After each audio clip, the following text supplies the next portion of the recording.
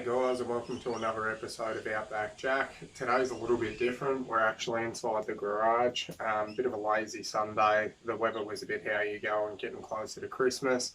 So stuff to do around the house. But I've actually, gotten a little bit of time to come out into the garage and have a play. We're going to be looking at, getting this one back in the car today.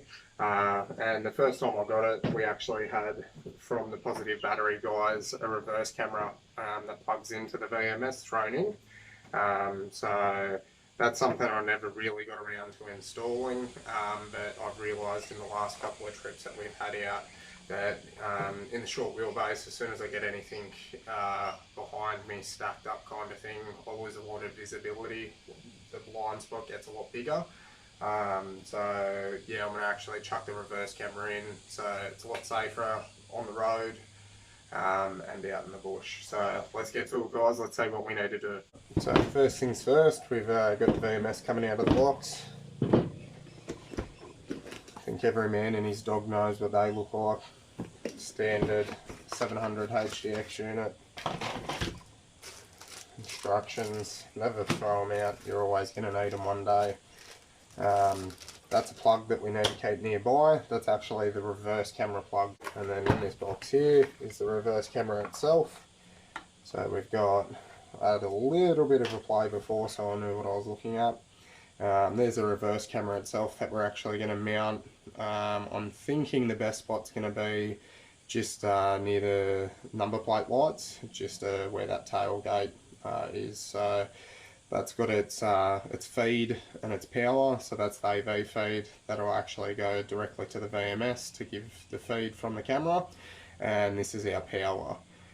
So that's what's actually going to power the unit. Being a reverse camera, it's not always going to be powered. It's obviously only going to be turned on when you select your reverse gear.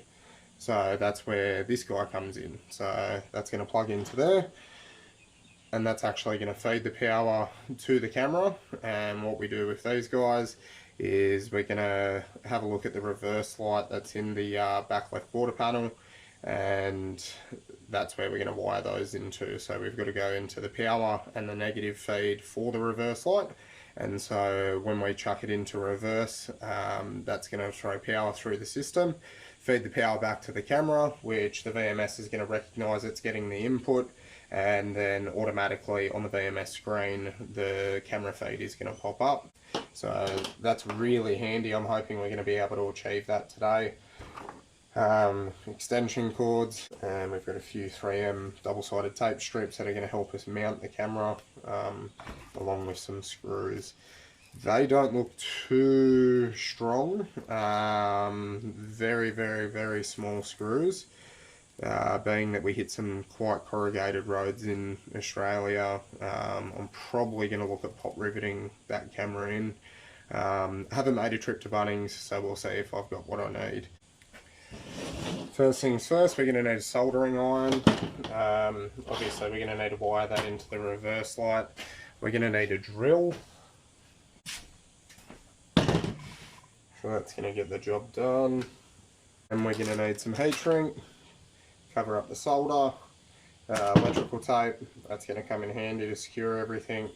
You can judge me for my wire cutters. I lost my good pair. I actually found this in an old recovery kit, like a jack kit from an old Pulsar we used to have. So it's better than nothing. Let's get the job done. Let's see what we got to do. Right, so we're going to be looking at installing the reverse camera up and under here. So I think that's going to be the best part for it. It's not that strong of a plastic, but if it's been there for as long as it has, hopefully it holds.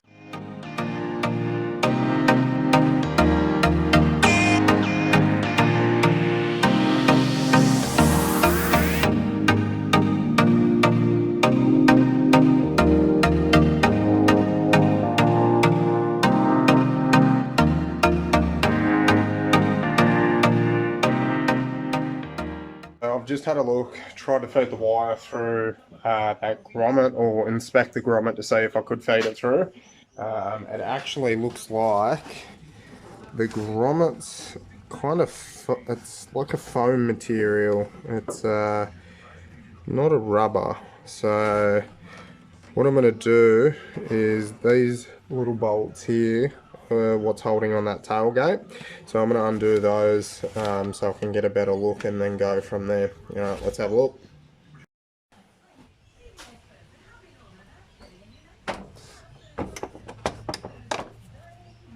Yes!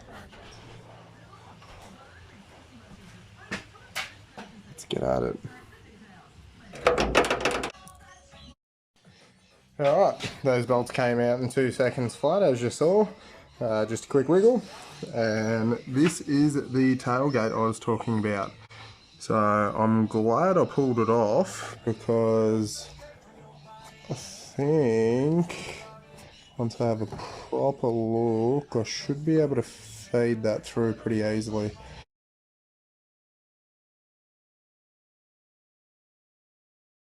So I've just realised, guys, this is kind of all one unit. I think my best bet's going to be to go through this pre-drilled hole. So let's see what we can do.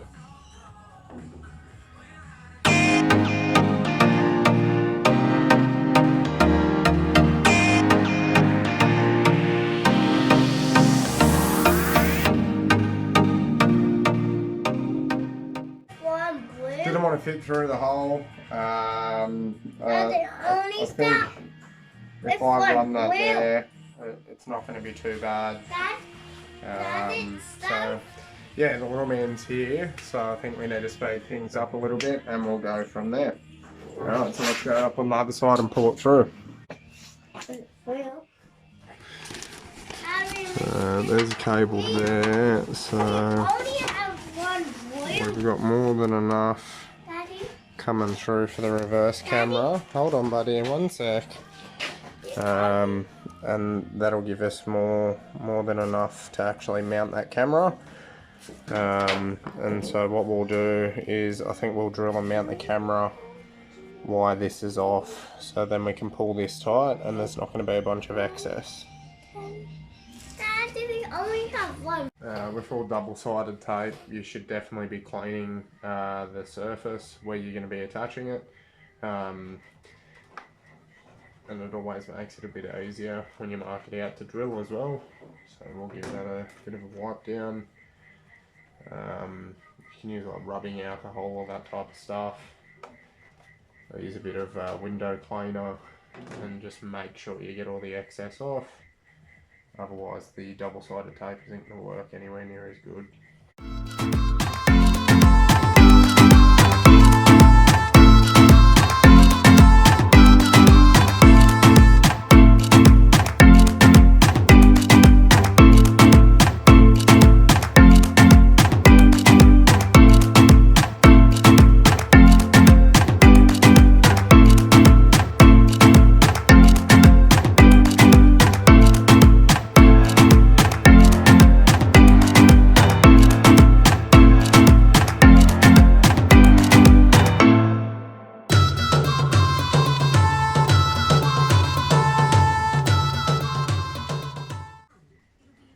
Now, I'm going to get the double-sided tape. Make sure there's no dust and dirt on there either. And what I'm going to do is chuck him on.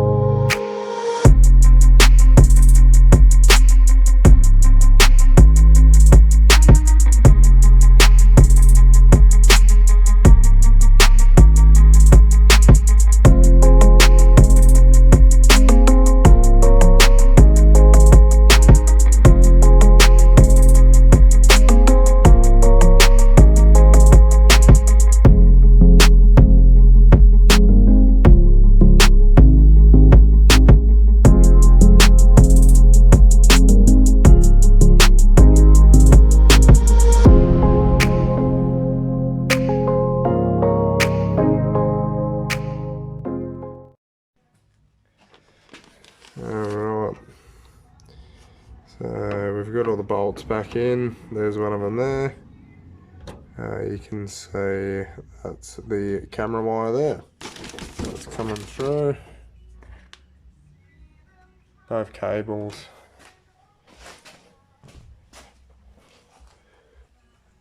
And then we've got the reverse camera itself. So it's tucked up there, out of the way. We're going to be able to adjust it and go from there.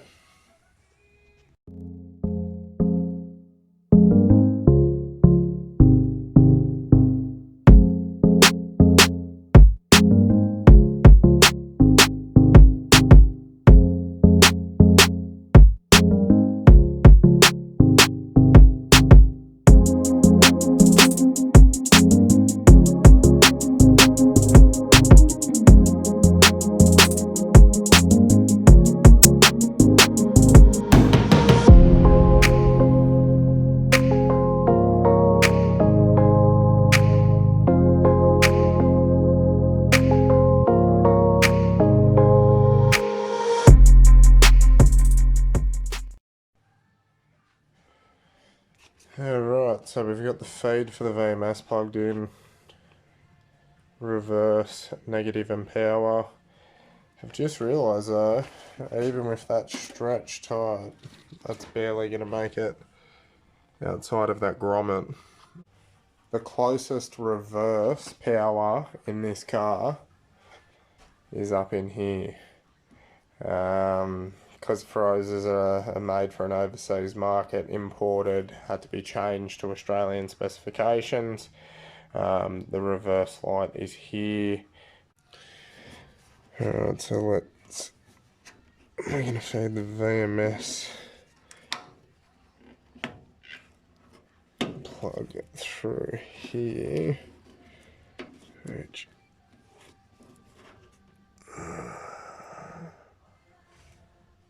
has been taped in there by the look of it. So if you're trying to feed a wire through a gap or something that you can't reach with your fingers, you can use like a cable tie or a screwdriver, and yeah, tape it on, come through the other end,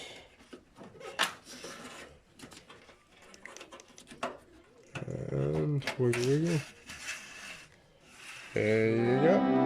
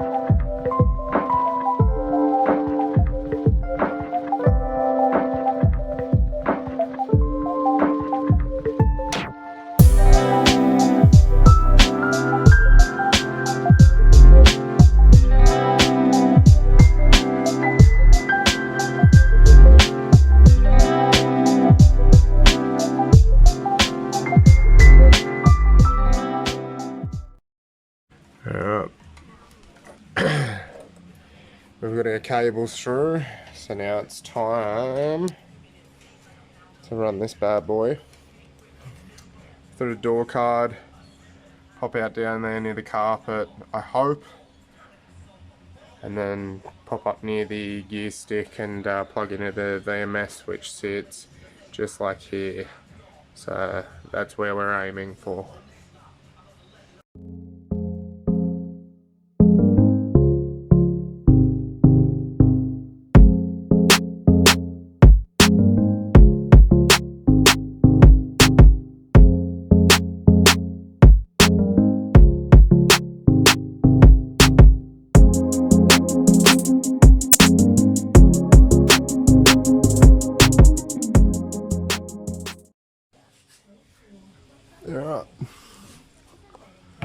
So we've run the cord behind the door card, popping out down here, and so this is now the VMS cable, which I'm going to make disappear under the carpet, and yeah, pop out where we need it.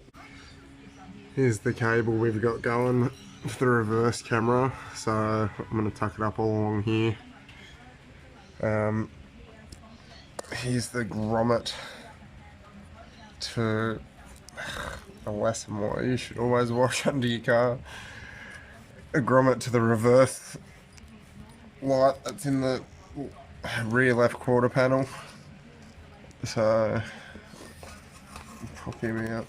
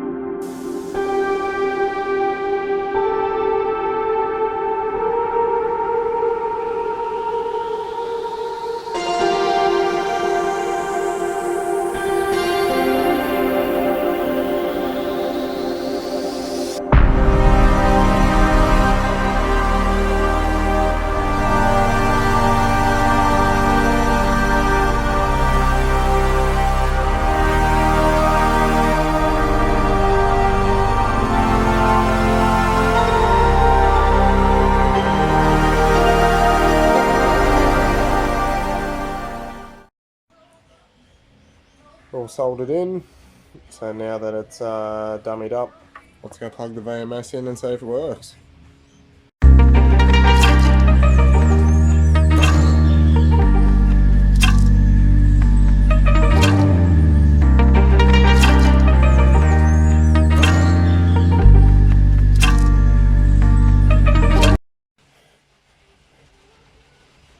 I need him.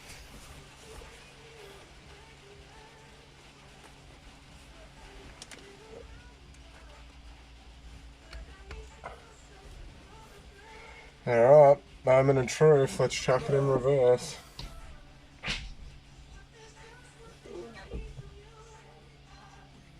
Hey!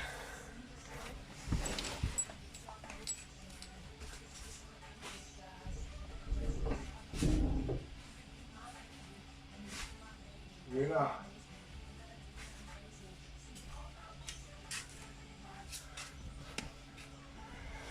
I think we can call that a win. Time to tidy everything up.